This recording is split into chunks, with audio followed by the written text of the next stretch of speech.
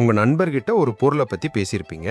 அடுத்த நிமிஷமே உங்க போன்ல ஃபேஸ்புக்லயோ இன்ஸ்டாகிராம்லயோ அதுக்கான ஆட் வந்திருக்கும். நடந்திருக்கா? உடனே உங்களுக்கு வர்ற சந்தேகம், எவன்டா ஒட்டு கேட்கறது? உண்மை என்னன்னா, உங்க பேச்சை கேட்க ஃபேஸ்புக்குக்கோ கூகுளுக்கோ அவசியமே இல்லை. ஏன்னா 24 மணி நேரமும் கோடிக்கணக்கான மக்களோட ஆடியோவை ரெக்கார்ட் பண்ணி அதை ப்ராசஸ் பண்றதுக்கு எவ்வளவு பேட்டரியும் டேட்டாவும் வேணும் தெரியுமா? அது சாத்தியமே இல்லை. அப்போ எப்படி கரெக்டா ஆட் வருது? இதுக்கு பேரு data aggregation and predictive algorithm.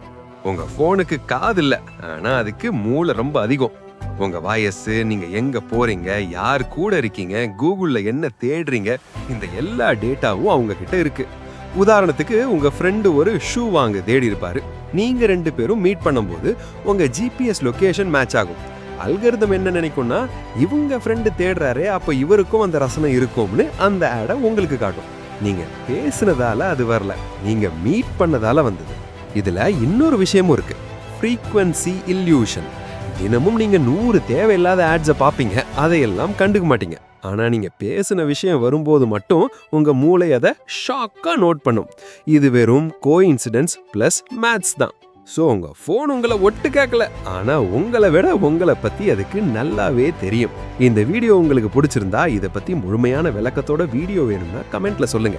இன்னும் உங்களுக்கு விளங்குற மாதிரி ஒரு லாங் வீடியோ போடுறேன். இதே மாதிரி சயின்ஸ் அண்ட் டெக் உண்மைகளை தெரிஞ்சுக்க எக்ஸ்ப்ளோர் பியாண்ட் சேனலை சப்ஸ்கிரைப் பண்ணுங்க. இந்த வீடியோ பிடிச்சிருந்தா ஒரு லைக்கும் கொடுத்துருங்க. நன்றி.